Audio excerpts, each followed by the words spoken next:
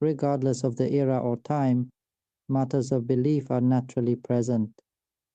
The essential question is, why do people have beliefs? Ultimately, in all aspects and perspectives, everything converges on the fundamental principle of avidya, ignorance, which is the root cause. The reason we believe is because of avidya, ignorance. Even believing that practicing Dharma will yield results from our practice, all of this is belief itself. If we do not believe, there will be no driving force. Where does this driving force originate? That driving force comes from the Dhammadhatu, the true essence within us, which is stirred by mental formations, sankhara. This stimulation creates that drive, leading to a continual cycle of formations and conditioning. When these formations reach their peak, we get what we've been conditioned to seek. If it satisfies us, we're pleased, but if it doesn't, suffering arises, trapping us in attachment and delusion. This belief, formed from innocence, is entangled with ignorance, which binds us further into this cycle. At first, we simply believe, trusting so fully that we become almost naive, blindly accepting. Have you ever believed in something so deeply that you lost your ability to question it? Many of us have lived this way, relying on beliefs alone. And where does this come from? Ignorance, or avidya, is the root cause, the original source, the chief influence. Because of this, we start believing we have a true self, a body, all rooted in avidya, both mind, nama, and body, rupa, get tied up in this attachment, fully taken over by ignorance. Then, after we come to believe in having a physical form, we continue to build upon this belief through traditions and culture.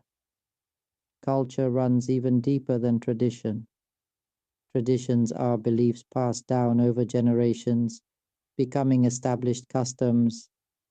Cultural traditions are practiced continually, eventually becoming automatic, embedded within us as a natural way of being.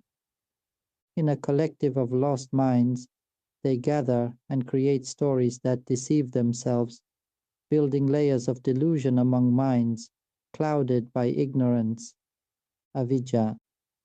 Can any one mind break free from this influence? No, because the conditioning ripples out, impacting every mind it touches.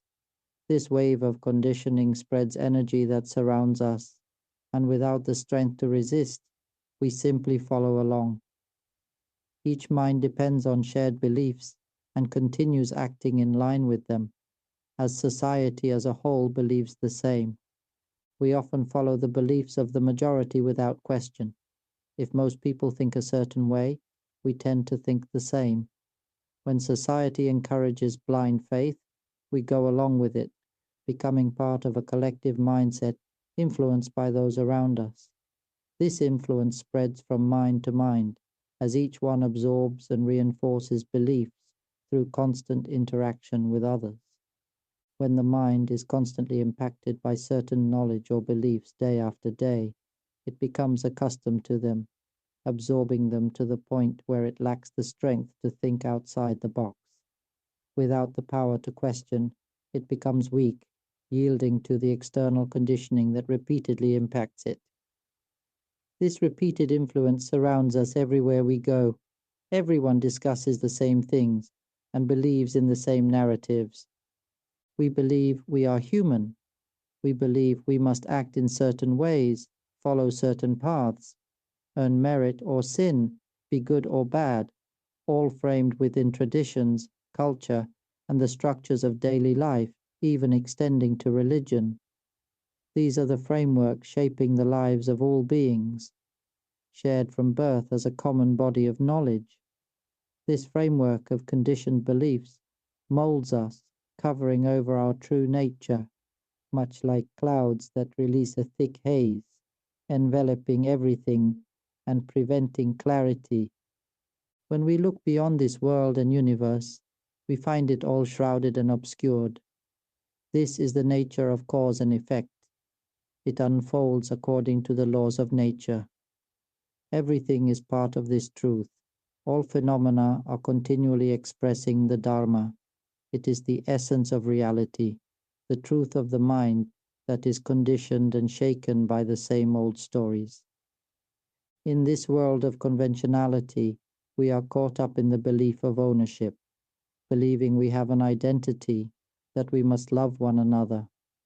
These are our relatives, our families, our possessions, and the wealth and praise we seek, along with the happiness and suffering we experience. Everyone is molded to take refuge in money, striving to acquire it by any means necessary, so they can use that money to purchase happiness. This is the prevailing belief. People everywhere believe this way. It's how they are taught. However, there are also those who see things from a different perspective. Some reject these beliefs and want to escape from them, feeling tired of the same things. They look for ways to get away from it all, often seeking solitude in nature, trying to find peace and a new direction away from these attachments. Some people try to stay in a state of calm, avoiding thoughts and distractions, wanting to escape society, traditions, and culture. This creates two distinct groups, which is natural. It all unfolds according to the nature of the mind. We must ask why some minds are shaped by such influences, while others do not respond to these conditions at all. Some minds reject these attachments altogether and seek a way to break free from these layers of conditioning. This describes another type of mind, one that sinks deeply into superstitious beliefs. Every place has superstitions, all rooted in the concept of self-identity. These beliefs branch out into different customs and cultures, varying by region and locality. Consider how these beliefs manifest. Some groups worship spirits, others worship deities instead. Some worship both spirits and deities, which are essentially the same thing. Another group worships religious figures of various kinds. Each has their strict rules of worship. You must bow this way, not that way. You must kneel like this. Your hands must be pressed together just so. You must bend your body in this particular manner. Is this natural law, Dhamma? In a way, yes. It follows the natural causation of belief systems. People create and shape these beliefs themselves. It's the nature of minds trapped in ignorance to believe in a permanent self, get lost in these forms and rituals, experience happiness and suffering based on these beliefs. Some individuals seek to escape the endless cycle of conditioning by leaving society altogether. They withdraw from cities and villages to live in solitude, in forests and mountains, or as recluses, monks, and ascetics. Through various practices and self-discipline, they distance themselves from the worldly influences that perpetuate attachment. These individuals aim to live independently, free from the entanglements of social expectations, choosing a path focused on self-discovery and detachment. Are these two forms one and the same? Indeed they are. Both are mental formations, sankhara. While there are many aspects of Dhamma, truly all of these many aspects share one common truth.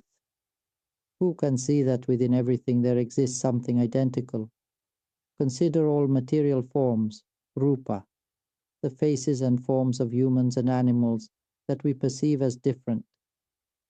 Yet there is one thing that remains identical in all these forms. They are all merely form, rupa. It is merely form, simply the element of form. This is what they all share in common. Everything here is the element of form. This is their sameness. Who can see this sameness? Those who can see that all forms are one and the same. This is the middle way. At this stage, one might come to realize that all beings, male and female, human and animal, land creatures, aquatic life, birds, and subterranean beings, are in essence the same. The forms may vary in appearance, yet fundamentally they are unified as form, rupa. Humans and tigers, people and trees, clouds and humans, stars and humans, all are manifestations of the same fundamental nature. Who can see that they are all one and the same? This is the middle way, Majjhima Patipada. The Buddha taught that all forms, or rupa, are fundamentally the same because they share a common elemental nature. These forms, whether they appear as humans, animals, plants, or even inanimate objects, are all composed of what can be termed form elements, rupa dhatu. They are perceptible aspects of the material world, representing the visible and tangible expressions of nature. A wise person sees unity in all things, and with this understanding they cease to divide. When we stop dividing, there's no longer the chaos of favoritism or bias, no loving one side and hating the other. This cessation of division leads to peace and equality, where everything is perceived as one and the same. In this oneness, all beings are equal, young, old, disabled, male, female. Each is inherently valuable. This equality is a reflection of true Dharma, a universal truth. Who then can see in this way? To recognize this unity is to live with compassion and wisdom, seeing beyond superficial differences and treating all with equal respect. Whether one is ordained or not doesn't matter. The ideas that men have more merit, or that women have less merit, or less spiritual potential, none of this matters. Don't use these things as arguments. If you find such claims in any text, consider what the author was trying to communicate and why they wrote it that way. People who only read texts can never truly understand Dhamma. They get stuck in mental formations and unknowingly disparage the true Dhamma. This causes their eye of wisdom to become blind. Their knowledge becomes like blank palm leaves, empty. This is just form. If we can see that everything is merely form, we will make no discriminations. It's just a mass of form, a mass of elements. A dog is one mass of elements. A human is one mass of elements. Whether male or female, it's merely one mass of elements. Whether rich or poor, we are all but aggregates of elements. One man is called wealthy, another is called poor. But where lies the true difference? They are just forms, aren't they? Why do we praise one and belittle the other? Why create divisions of superiority and inferiority? Are we not all just temporary arrangements of the same fundamental elements? Who among us can truly see that we are all simply manifestations of the same basic elements of existence? Seeing it merely as a collection of elements creates equality. There is no love for one side or hatred for the other, no divisions at all, no discrimination whatsoever. This is the simple, natural Dharma. This is Majjhima Patipada, the middle way, but not in the commonly misunderstood sense of merely choosing a path between extremes.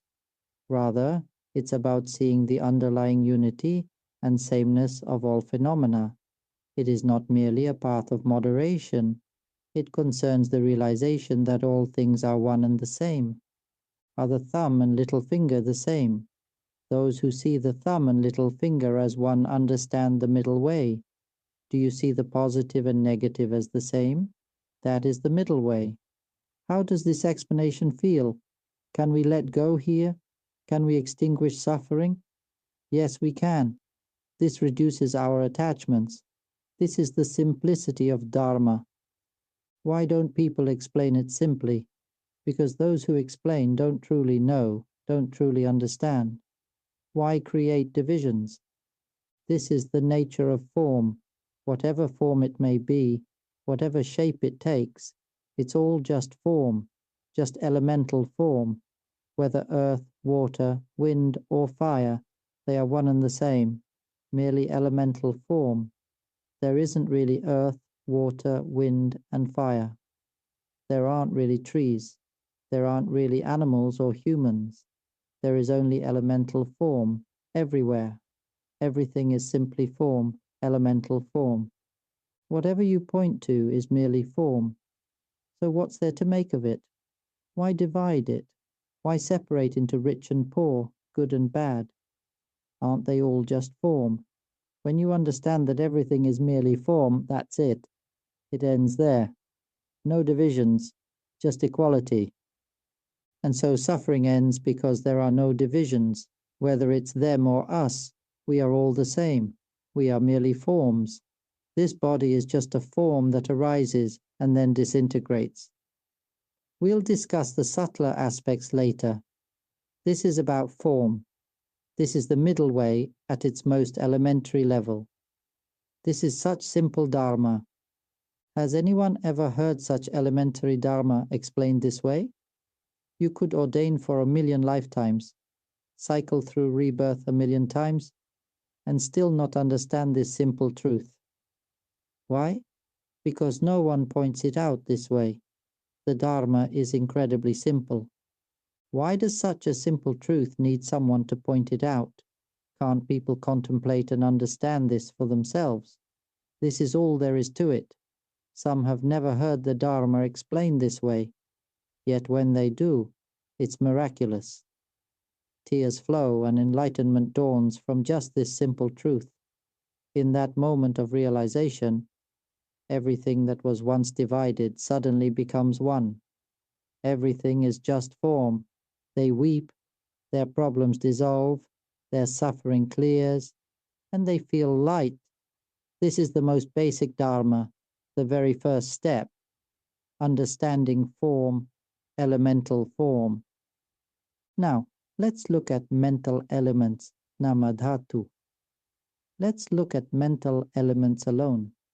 Nama refers to the intangible aspects of existence, encompassing any quality or characteristic that cannot be physically touched.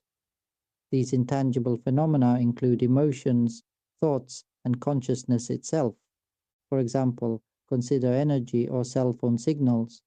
These signals can transmit messages and information, yet they remain invisible and intangible. Just as we can communicate through these signals without seeing them, Nama embodies the qualities that influence our experiences but are not directly observable. That is Namadhatu, mental elements. Let's look inward instead. This sound we're speaking now. Can you touch it? No, you cannot.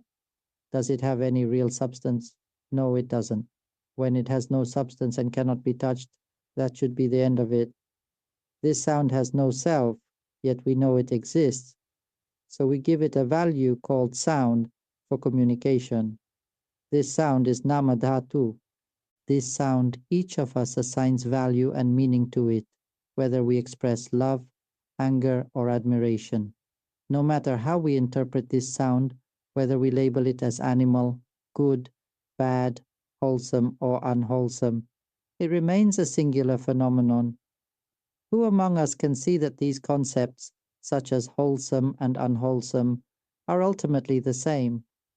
Who can see that good and bad are one? Does this perception of good and bad arise from this sound? Let's say, this apple is beautiful, and this apple is ugly. Who can see that these judgments are fundamentally the same? They cannot hold more weight than the physical form. This is even harder than understanding elemental form. With elemental form, one might need millions of rebirths to understand, but with mental elements, it's even more complex. Consider sound and mental images as we think and speak now. What images arise? One person cannot speak, another can.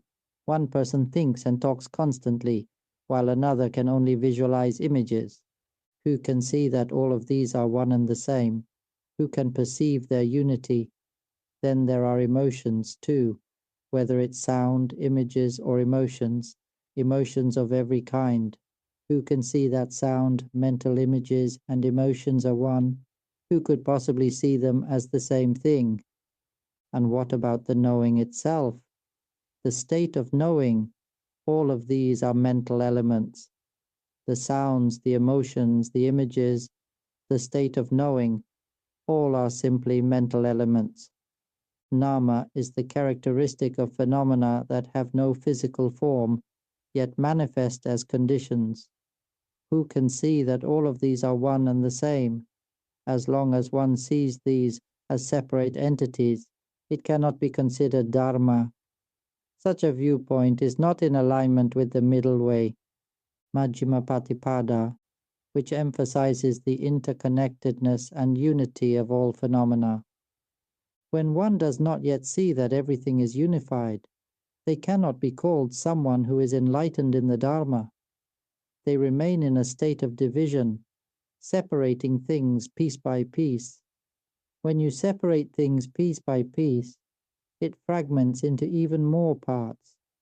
Speaking of sounds alone, we might hear someone shouting in hatred while another expresses love, yet both sounds can be seen as fundamentally the same. Even the croak of a frog, the trumpet of an elephant, or a dog barking share this underlying unity.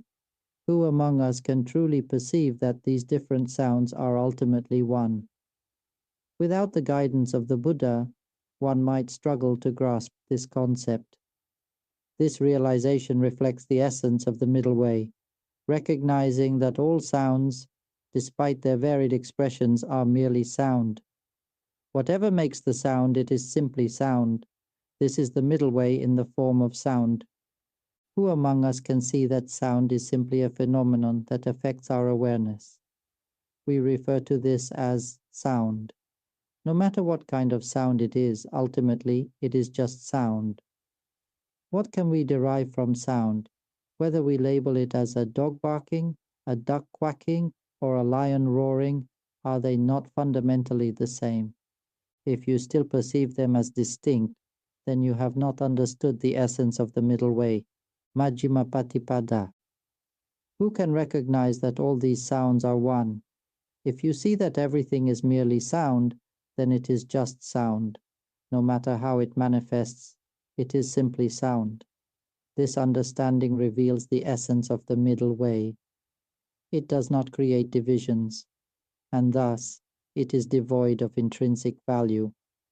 It is merely sound. As for forms, we have already discussed that. Regardless of their appearances, they are just forms. Whether they are beautiful or ugly, handsome or unattractive, they are simply forms. When we do not create distinctions, we do not suffer. We neither cling nor hold on to anything. One can also transcend the stories within oneself. This is the path to the cessation of suffering. It starts from form, rupa, and moves to name, nama. No matter what type of sound it is just sound. This is the clarity of the middle way, isn't it? When explained this way, it becomes clear. Why, in this world, do we not explain things this way to transcend suffering? Anyone can criticize or blame, but ultimately, it is just sound. Whatever the sound, it is merely sound. This is where the mind perceives and accepts the truth. Begin by contemplating and understanding first, until the mind fully accepts it. This is explaining step by step, simply pointing to the middle way, showing what the middle way really is, what it means, what it truly is. Some will understand more clearly now. Speaking of sound, and now images, regardless of whether they are images of men, women, animals, cute animals or ugly ones, the images we visualize are still just images, aren't they? Who can see that they are merely images? If you can see they are merely images, that's the middle way, seeing that they are one and the same. Dharma doesn't discriminate. Emotions are the same. No matter the type, some people are very calm and serene. while others may be angry, irritable, melancholic, or indifferent. There are also very joyful and positive emotions. Whether they are positive or negative, aren't they simply emotions? Who can see that they are just emotions? Peaceful emotions and turbulent emotions are one and the same. Who can see that they are one?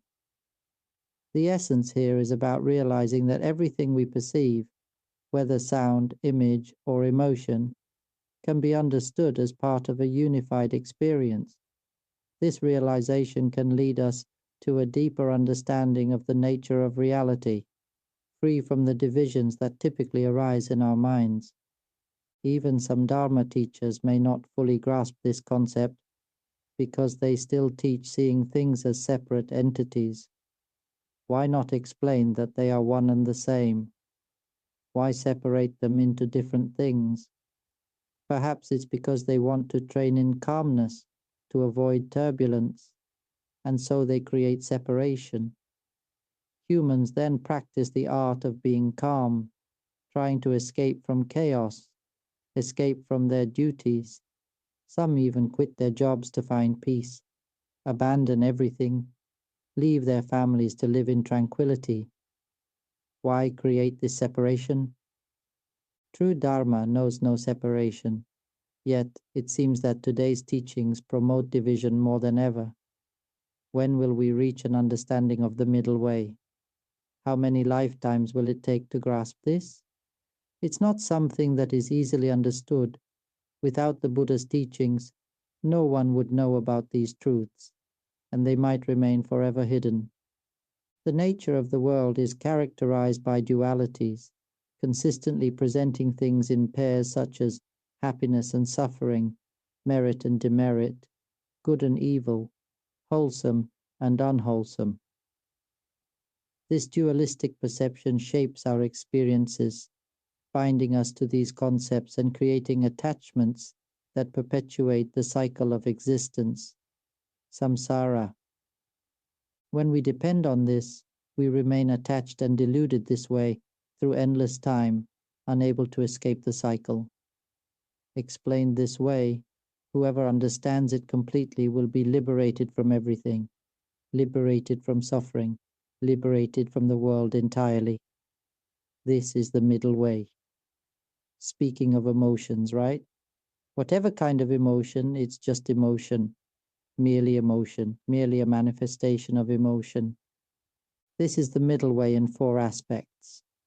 Now for the next aspect, the state of knowing. Whether knowing with intention or without intention, whether knowing quickly or slowly. Isn't it all just knowing?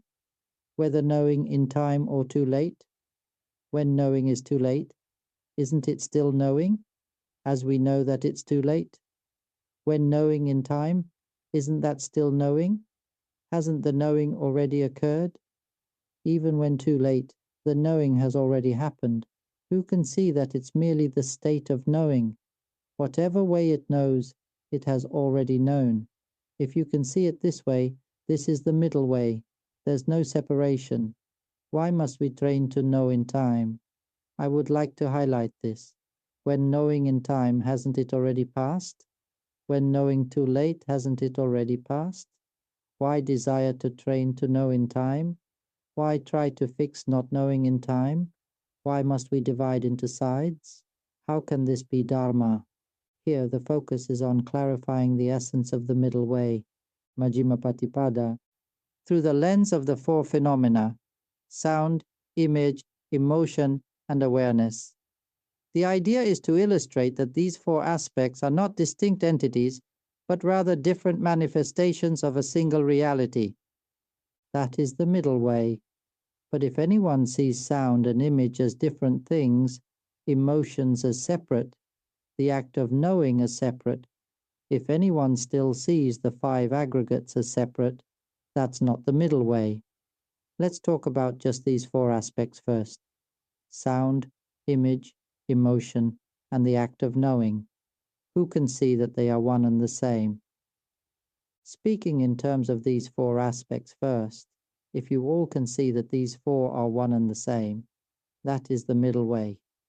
Because they are one, They are merely manifestations of mind, merely activities of mind, merely nama, merely the element of nama. Who can see this clearly? This realization is the true essence of the middle way. One may even humorously compare it to being merely a fart. What significance can we attribute to something that is just a fart? This is indeed the essence of the middle way. Who can see that everything is simply a fart? Recognizing this is to understand that it is merely a fart. Can the world accept such a teaching? It is both humorous and a profound teaching. Only those with great wisdom can truly appreciate it. So, who among you can perceive the middle way? This explanation encompasses it all, leading to liberation from suffering. What more can we seek in emotions, thoughts, mental images, or awareness? They are merely phenomena, mere elements of existence. To illustrate, likening them to a fart, what more can we attach to that? To perceive everything as a singular entity, what more can we attach to that? Whether it manifests as sound, regardless of its form, it is simply that. Whether it be a mental image, an emotion, or a mode of awareness, it remains that singular phenomenon. This encapsulates the middle way, distilling the vast multitude of teachings down to a single truth. That is the essence of the middle way, Majjhima Patipada. Now that we have established name, nama, and form, rupa, who can see that form and name are one and the same? Who can recognize that a tree and this sound are the same? That a tree and the emotion of anger are one? Who perceives that household items and the emotion of joy are one? Can anyone see that a gas stove, a refrigerator, women, children, the sound of singing, laughter, and various emotions are all one? The world cannot see that all of these are unified. This is why sentient beings cannot attain enlightenment or reach the true nature of reality. Without the Buddha to show the way, it would be impossible to realize the middle way.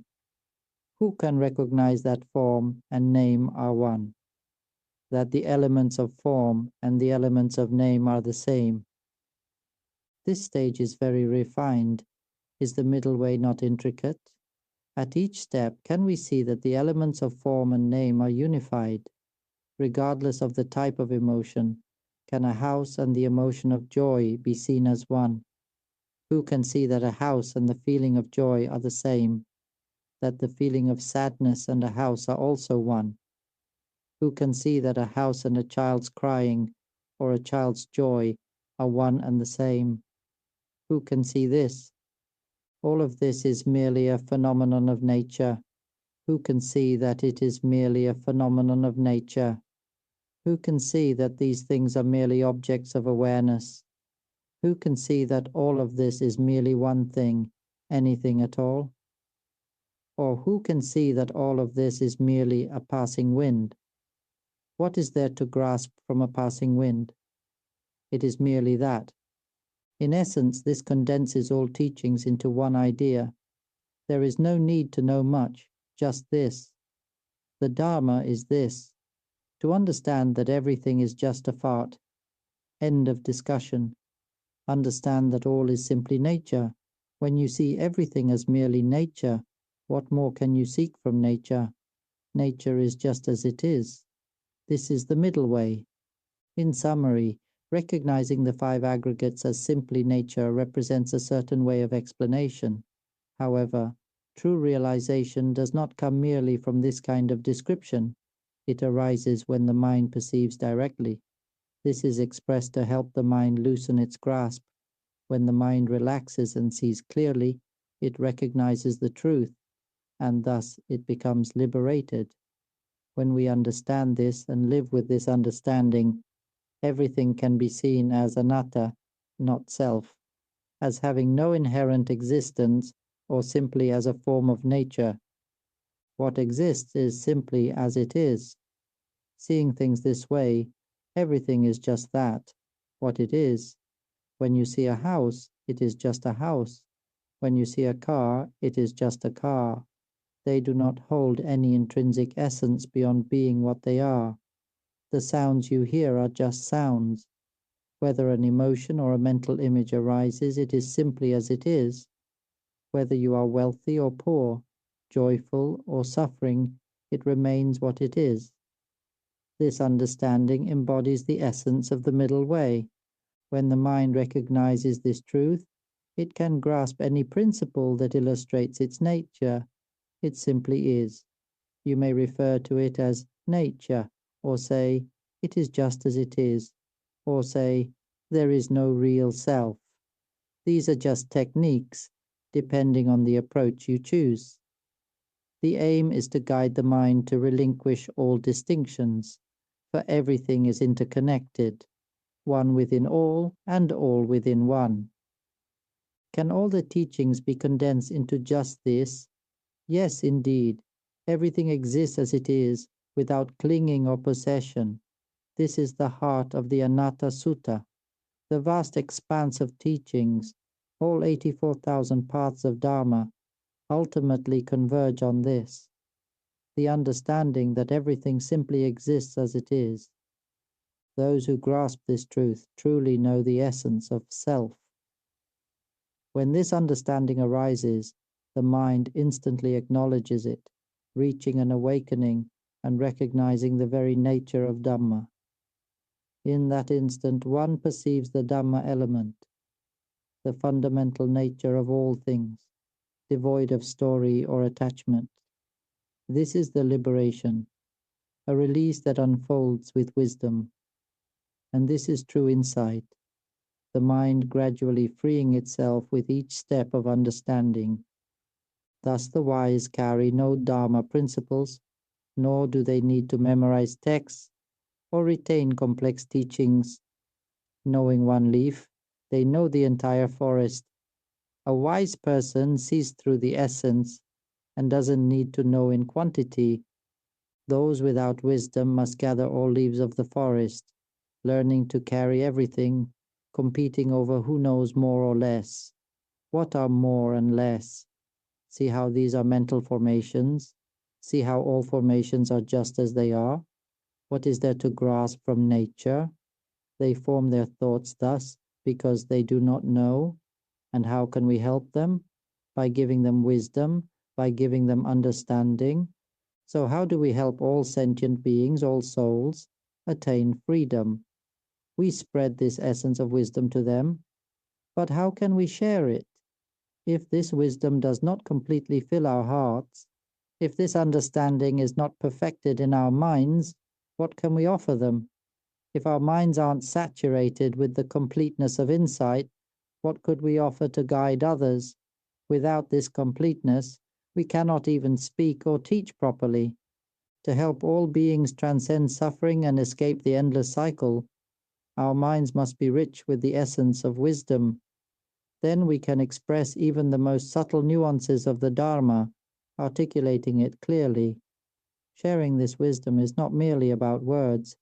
It radiates as a force, an energy that can uplift others. When the energy within is fully saturated with profound wisdom, we can articulate and explain it clearly. When we truly understand, we are able to teach and guide others. As this wisdom radiates outward, it has the potential to liberate all beings because it dissolves every lesser teaching, every concept that holds to individual identity, bringing everything together into one unified truth. When this knowledge radiates outward, it can liberate all beings, for it dissolves all dharmas, the memorized teachings, the teachings of self, into one single essence, leaving only one dharma. All becomes one, resting in the principle of anatta. Everything is just as it is. What can you grasp of a mere passing wind? It is but air in motion, existing as it naturally does. The material forms we see, the mental states we feel, they're all just like the wind. What can you truly hold of the wind? What is there to hold on to? The wind simply flows, following its nature. The winds of mental formations and fabrications, the winds of impermanence, All these arise only to dissolve, returning to their original state of non-being. Even goodness, in the end, dissolves and returns to its original nature of non-being. Even wrongdoing ultimately dissolves back to non-being, just as it was from the start. Why attempt to grasp at these passing winds? This is the subtle middle way, the path that leads to complete liberation from all suffering. When everything is recognized as simply nature, existing as it is, whether external or internal, everything is seen just as it is. The mind, at peace with this truth, feels light and free, always resting in clarity. This inner calm breaks away from delusions of attachment. Finally, the enlightened state, the Buddha nature, bursts forth, revealing itself as the pure, transparent essence of reality, empty and unbound. All teachings reach their conclusion, all striving ceases, and the endless cycle of existence collapses. From this point forward, guide all minds beyond the cycle of existence, continuing our duty. When such clarity arises, even this understanding must be released. Even the awakened knowledge that recognizes oneself as the pure, empty, luminous element of truth, this too must be released. Hold on to no dharmas, whether conventional or transcendent. They are one and the same. Why release even liberation? Because whether bound or liberated, whether free or unfree, none of it has ever truly existed. There has never been anything from the very beginning. There have never been beings of the world, nor has there ever been a Buddha. There is no birth and thus no liberation from birth. Nothing has ever been anything at all. Why engage in making distinctions? When understanding dawns in this way, this is the complete and perfect middle way. When one no longer clings even to liberation, when there is no concern or fear, when one no longer strives to enter nirvana, for nirvana itself is seen as ultimately unreal. Why desire entry into nirvana when one sees that there is no self to enter? Nothing has ever truly arisen, and nothing truly ceases. There is no conventional or ultimate reality that can be held as real.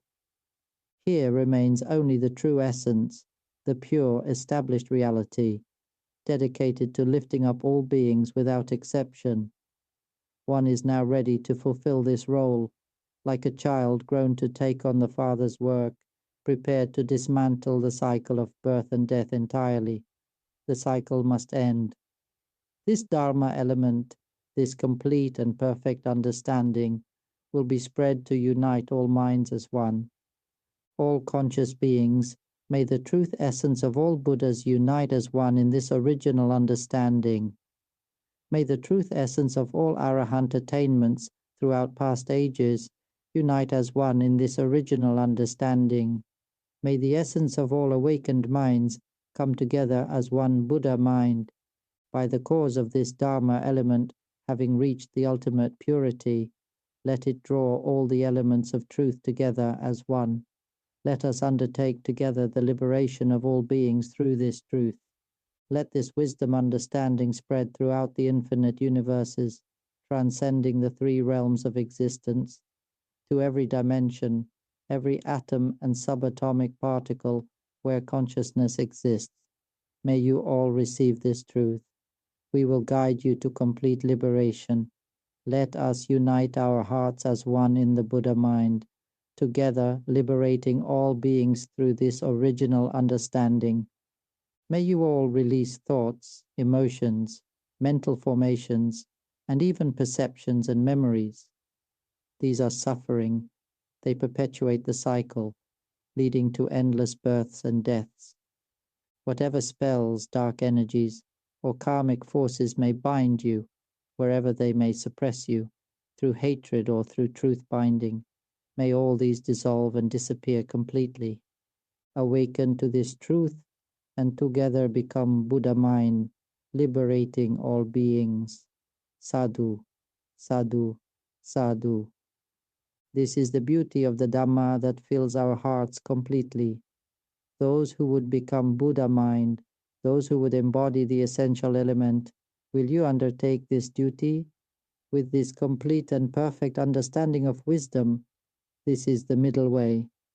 Let us also express our sincere apologies to all beings who have been affected by our past actions. We bow in asking forgiveness from all karmic creditors. For ourselves and all conscious beings, we ask forgiveness from all karmic creditors of the past. With sincere hearts, we acknowledge our faults and take full responsibility. From this point forward, this truth element will liberate all beings without exception. All conscious minds will unite as one in Buddha mind, together liberating all beings. No conscious being will cycle in samsara again. May all karmic creditors rejoice in these wholesome deeds.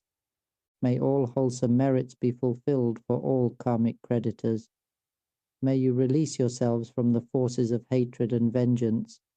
May you let go of all thoughts, emotions, states of knowing and memories, for these are suffering, these perpetuate the cycle, these are birth and self-identity that have held all of us in bondage for so long.